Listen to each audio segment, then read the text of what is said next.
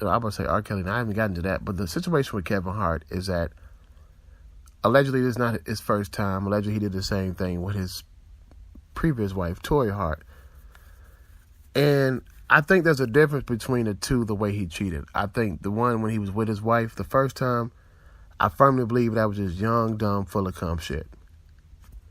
And he was on the verge of his success.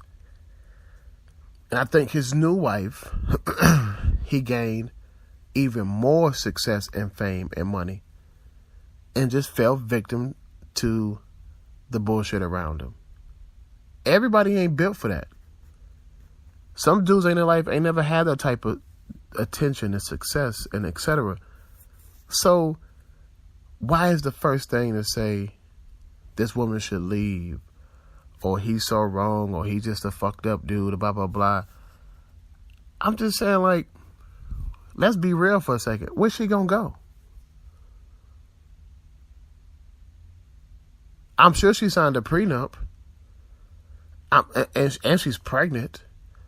So my thing is that I think that people need to stop thinking that just walking away is the best or the easiest thing in a marriage. Is not. Now, I've never been married, but I know when I get married, I'm not going to be the divorce type. I don't want to walk away. Marriage should be sacred. Marriage should be forever. And I think it's more so people take it for now than they do being forever. So many couples are breaking up left and right. And especially black marriage, black love is real. When it's real, it's real. It's a beautiful thing to see. But I think that we forget how much work a relationship is. A job. A relationship is a marriage. A relationship is a job. People tend to forget that. And on your job,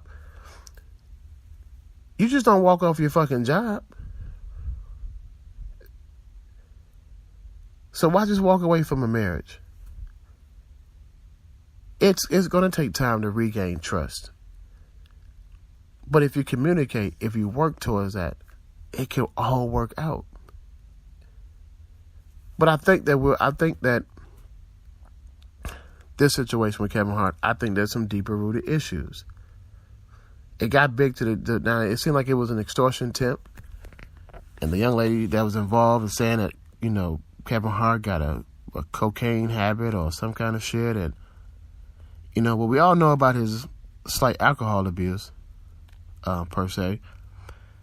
But I think that it's a bigger picture that we're failing to realize. And I think that sometimes we don't jump to aid and assist our black public figures. We like to just castrate them immediately in public, like they just are just the devil and just like, come on, man.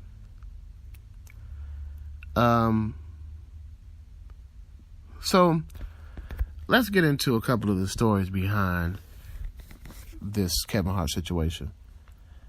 And when I'm going to take this and lead into our relationship topic for the night. So I played the video for you all, the clip of the Kevin Hart apology, where he took to his Instagram account apologizing for his wrongdoing to his wife and kids for his mistakes. And although the comedian's apology was vague, fans drew their own conclusion about what Hart may have done. Well, TMZ reported that Hart tried to get ahead of the release of a video that suggests that he may have cheated on his wife in Nico Parish. Sources say that the woman has demanded money from the comedian after recording evidence of sexually suggestive conduct between the two. However, quote unquote, it's not a sex tape. In turn, Hart's representative has released a statement saying someone tried to set up Kevin in a failed extortion attempt. As law enforcement is involved, we cannot comment further as it could affect the investigation. Now, that's one story. And updated as of today, They are now saying that Kevin Hart is a victim in a multi-million-dollar extortion scheme.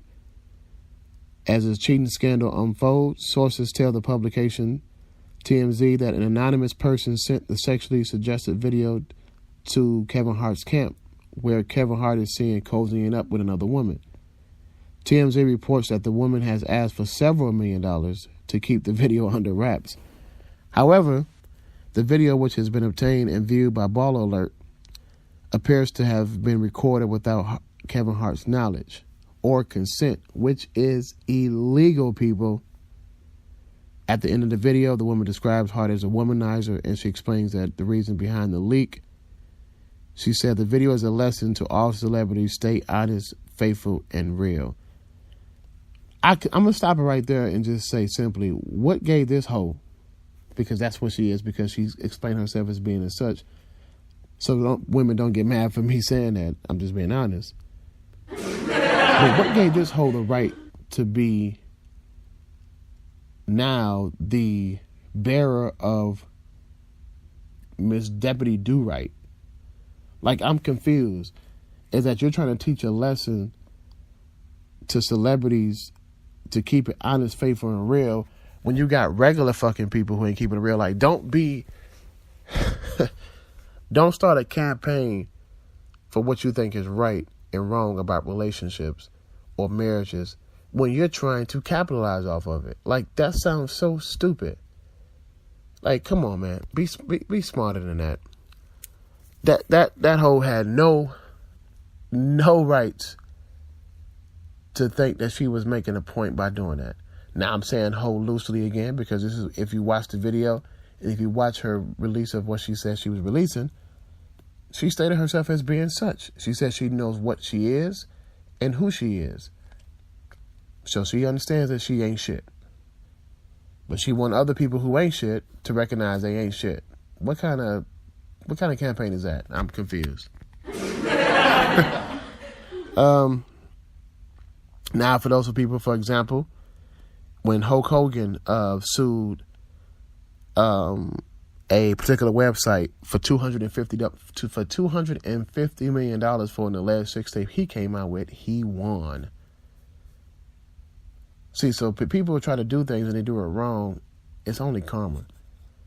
And the man, I applaud the man for stepping up and apologizing publicly about his wrongdoing. He's just a man. He's a human being. Stop putting these celebrities on pedestals. They're only human. He made a fucking mistake. Maybe a couple of mistakes. But haven't we made mistakes? What gives us the right to castrate these celebrities and public figures when we're talking about simple shit? Black people got to do better, man. Got to do better. And then again, in no right am I justifying that Kevin Hart was right in what he was doing. So I go into my conversation tonight, and tonight's topic on conversations is an interesting one. So here's where we get to the nitty gritty. So this is part 6 part 6. I mean, we talk about this shit so much. And I told you early in the show, I said, now I'm going to make this a segment towards my show where we have relationship talk. And here is a question for the ladies. Somebody submitted a question and would love to have an answer. Why do women of today feel like they don't have to sell themselves to a man? Like, that's just honest. Let me repeat that so I know some of my ABWs who are listening. That's an acronym for Angry Black Women. Just joking, but seriously, that's what it really means. But the question is, why do women of today feel like they don't have to sell themselves to a man? Meaning, like, boy meets girl, the guy has to, somewhat explain what he brings to the table, what he got going for himself, blah, blah, blah, shit that women like to know. You got your own car, own house, job, shit like that. But why do women feel like they don't have to be placed on the same pedestal or under the same microscope, more so, I mean? Because men are hunters and choosers naturally. So how can you get chosen if you don't sell yourself?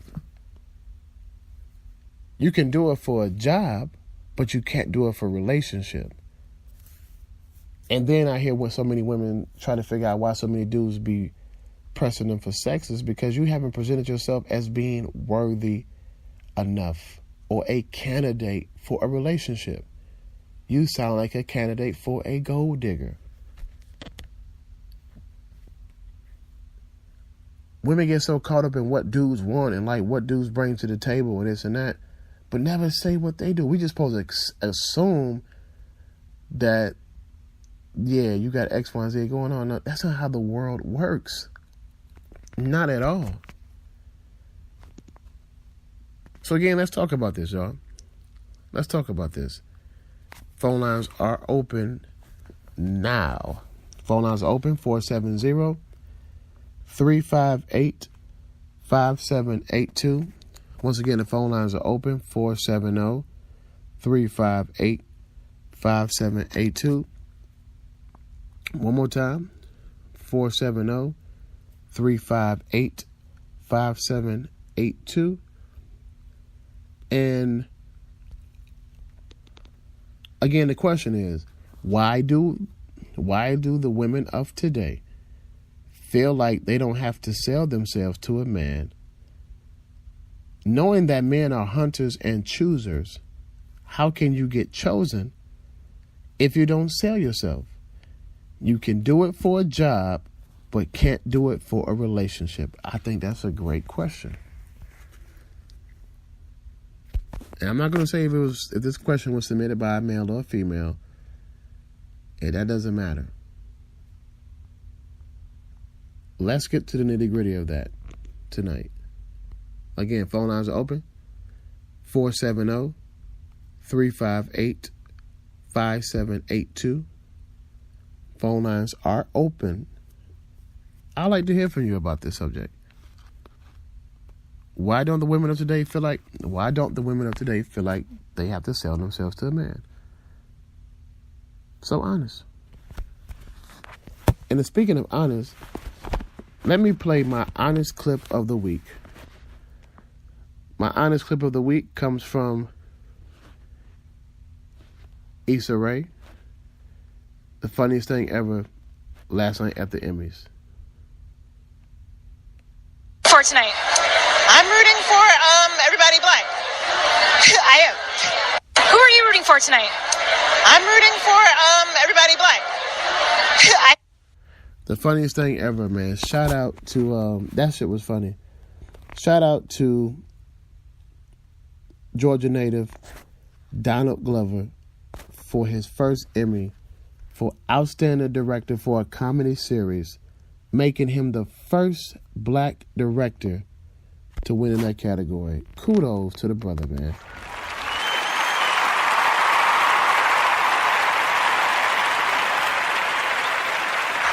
I think that definitely deserves a round of applause, man. Donald Glover, man, has come a long way in his career. He's steadfast and he's been always unique, and definitely has become a trendsetter.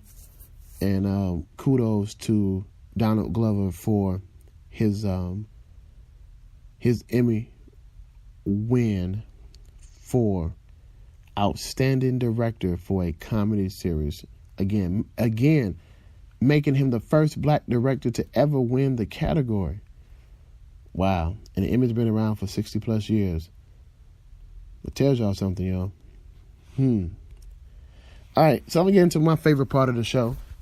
And after that, I'll open up the phone lines again, and I'll give y'all the question and the topic of the night as far as our relationship segment for the night.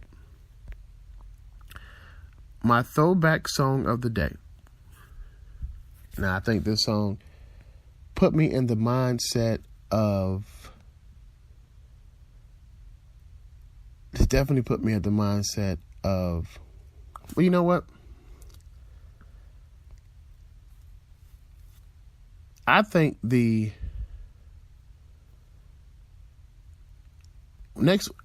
next week I'm going